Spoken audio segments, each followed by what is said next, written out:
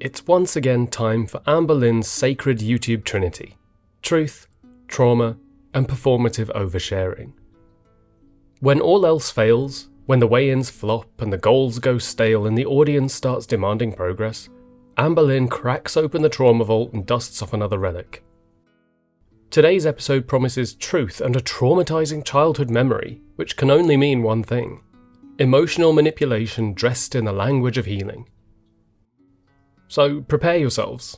We are about to descend into the pit of selective vulnerability, where confession is currency and the past is just another distraction from the present's lack of accountability. She can't believe she's sharing this, and neither can I, but here we are. She starts yet again with the now trademarked Let's Talk format, which increasingly resembles a teenager's group chat more than any meaningful commentary. Sweet and sour, she calls it. It's just delusion with a side of dopamine, and this week's flavour is stale. First, someone says, "We love you," and she squeals back, "I love you guys too," with the mechanical flatness of someone reading lines she doesn't even believe in. It's the kind of exchange that feels manufactured, a PR handshake between enabler and ego. Then someone arrives with some spice, telling us she's the worst person in the world. Her response is, "I think that's a bit drastic." No denial, no reflection, just the usual Amberlynn cocktail of dismissive shrugs and victimised martyrdom. Because, of course, we're being too mean again. Then come the toxic positivity warriors, praising her for keeping a food journal and thinking positive thoughts. Amberlynn is shook that these comments came back to back. "The universe is speaking to me," she says. No, darling, that's just how algorithms work. What you're interpreting as something divine is just comment sorting. And finally, the comedic closer, someone accuses her of being stoned. She replies with a dry, "She's not." No context, no joke, no charm. Just the kind of dead air filler you'd expect from someone who's increasingly allergic to effort. This isn't sweet and sour, it's just lukewarm and low effort. We transition into sipping community, which, let's be honest, is less tea and more filtered lukewarm tap water. Someone asks why she quit therapy again. She says, "I didn't." Well, that's definitive. No elaboration, no clarity, just the kind of answer that technically ends the question while screaming, "I did, but you're not entitled to the truth unless it flatters me." Someone asks her about her food anxiety mysteriously disappearing when it comes to takeout, and she says, "My anxiety doesn't pick and choose where it wants to anxiety." It's a fascinating concept, anxiety that strategically skips over her favourite takeout beverages. This isn't mental illness, it's script error. You can't call it food anxiety when it conveniently only applies to nutrient-dense items. The next question, when will we hear the scales speak again? She says, "No one believes me anyway, so why bother?" That's not an answer. That's a resignation letter. Someone tells her, "You recognise Bieber's addiction, but not your own." Her answer, "I definitely do." "Yes, Amberlynn. And I have a pet dragon." Someone questions her about her 5-gallon water filter. She says that she does lift it sometimes, but doesn't want to because she might get hurt. So she opted for sink water and a filter, which somehow gets rebranded as a safe alternative. And the last question is why she didn't show something in one of her What I Ate Today videos. And we get a winding, exhausting explanation that ends in nothing. The timeline doesn't add up, but it doesn't need to in Amberland, where continuity is optional and "I filmed it tomorrow" is somehow a valid sentence. And then we enter the Linterview, a segment that suggests depth but delivers a shallow puddle of vague answers, awkward giggles, and one highly marketable trauma anecdote. We begin with church. Amberlynn said she'd go with her mother, but not for the spiritual part. She'd attend to support Mummerlyn. Not for growth, not for reflection, just as a background extra in her mother's redemption arc.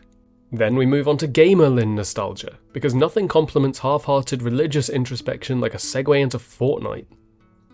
Someone asks if she'd ever stream again, and she responds not with a yes or a no, but a vague maybe, that like most of her plans will be forgotten by the time the next Uber Eats arrives. But she might game again, just for her paying members. But now, the main event. The traumatizing childhood memory promised in the title. Someone innocently asks what the first and last line of her life story would be. And instead of insight, we're handed this smiling recounting of a drug deal she witnessed at 4 years old. Her tone is casual and breezy. It was weird, it was sketch, it was scary. She could have been describing a hayride. Trauma is real and pain is valid.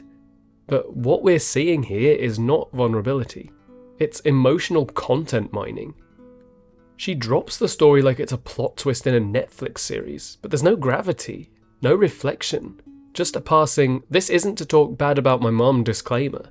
As if casually recounting your mother dragging you to a back alley drug deal is something you say with a smile and a chuckle. It's just a showcase of shallowness.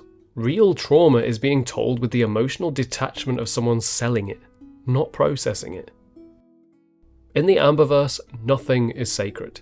Not religion, not gaming, not even your own childhood trauma. A viewer asks which videos she enjoys filming most, and in typical Amber fashion she responds with, all of them. Because of course she does. Every type of content is her favourite when it can be monetized, padded with comments, and weaponized as proof of her doing her best. Then she trots out the old "ignoring haters is easier said than done" line again. She says that some topics shouldn't be touched, as though we, the viewers, are trespassers in a sacred garden of genuine vulnerability and not just responding to what she's uploading. She delivers her standard talk on how opinions aren't okay, which is rich coming from a woman who's built her brand on being awful. She wants to post what she wants, but without the inconvenience of public response. And then we get to her metaphor. She refers to her own life like a war. She must block out the war. Amberlynn, your war is not the world being cruel to you. Your war is internal. You are fighting the consequences of your own avoidance, your own enablers, and your own inability to commit to healing. The battlefield is your comments section only because that's where reality shows up uninvited. Then we get a real question. Is her food addiction genetic, rooted in her mother's addiction? She says yes, she has an addictive personality, and so do 2 of her 3 brothers. Once again, it's acknowledged and then left to rot. Recognizing the pattern doesn't mean you're doing anything to interrupt it. It's a coat that she tries on for sympathy and then discards before it gets uncomfortable. A viewer then dares to ask why she hasn't gone to inpatient treatment, considering her admitted spiral. Amberlynn's answer? It's $250,000 and I don't have that. Right, but over the years she's spent thousands on takeout, on endless Amazon hauls, perfume collections, jewellery, Legos, but when it comes to treatment that could save her life, she just doesn't have the money. No, darling, you just don't have the priorities. And now, tea or tail, which in Amberlynn's world translates to "here's me aggressively defending myself with Google definitions and smirking while rewriting history." First up, Amberlynn never checked up on her lungs. She slaps down a scan receipt from October 2022 with the energy of someone turning in her homework for the first time ever. The glee on her face is radioactive. A moment where she finally gets to say, "See, I was right." But we can't pretend that this is a win. The only thing she's proved is that she once followed through with a single medical checkup after months of self-diagnosing. She brags about proving someone wrong like she's cracked the Da Vinci Code, and then immediately undercuts herself with, "but they didn't mention it, so I guess they're not worried." Translation, she doesn't understand her own test results, but she will continue to weaponize them as proof of either doom or victory, whichever suits her mood the best. Next accusation, Amberlynn's mom lies for her. Cue the shaky defense. Amberlynn assures us that her mother would never lie for her because, and I quote, "she's in recovery." And sobriety is not some magical lie repellent, as if being in recovery automatically bestows moral infallibility. It's rich watching Amberlynn get all teary-eyed and defensive on her mother's behalf after dragging that woman through years of monetized trauma anecdotes. You built this narrative, Amber. You handed us the script. The final item, Amberlynn is a hoarder, and she immediately whips out the Wikipedia definition, like she's arguing a way out of a parking ticket. According to her, she's not a hoarder, because she hates clutter and she's constantly getting rid of things. Yes, and I hate chaos while I continue to watch this kind of content. We all contain multitudes. But let's be real, She might not be stacking newspapers to the ceiling, but her compulsive consumerism is textbook dopamine chasing. The torrid hauls, the perfumes. It's not a lifestyle, it's a coping mechanism with an Amazon Prime subscription. And she isn't throwing things out because of her minimalism. She's throwing them out because they've stopped making her feel special within 48 hours. It might not be hoarding, but it is just emotional turnover. She wants to play the victim and the prosecutor, saint and sinner, misunderstood girl boss and fragile little flower, all in one breath. But you can't wield trauma, hoard sympathy, deflect criticism, and then expect to be believed when you say, "I'm just telling my truth." Because the truth requires consistency, and hers changes with every video. We finally get to the final segment of the video, Bad Choices, which is ironically titled, Question 1. Have you ever fooled around on your parents' bed? She says, "Not on my parents' bed." Her phrasing's everything. The emphasis on my parents' bed implies depravity in other people's beds, but she's being polite. She's just so demure. Would you rather have sex with your parents' best friend or smell like a bag of urine? She chooses the smell. Of course she does. Her answer is centered around voluntary isolation and personal stench, which, not to be harsh, is not a new theme in her life.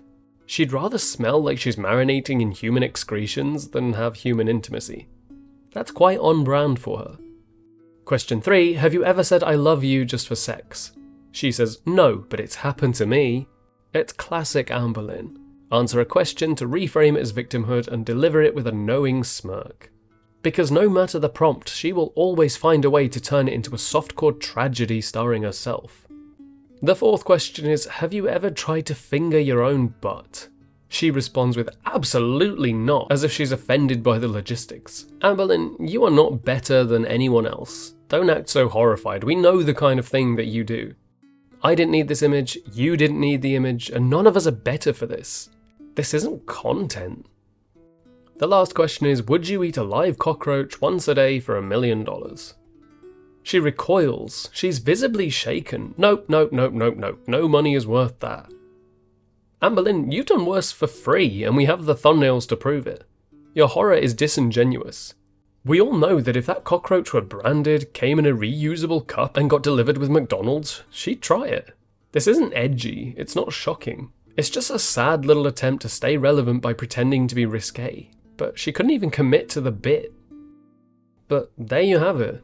A video that promised truth, trauma, and a childhood memory so devastating that she almost didn't share it. But what we get was a patchwork quilt of deflection, forced relatability, and a drug deal anecdote told with the emotional weight of a BuzzFeed quiz. And then all of it capped off with a round of bad choices, which frankly is starting to feel like the unofficial title of her channel.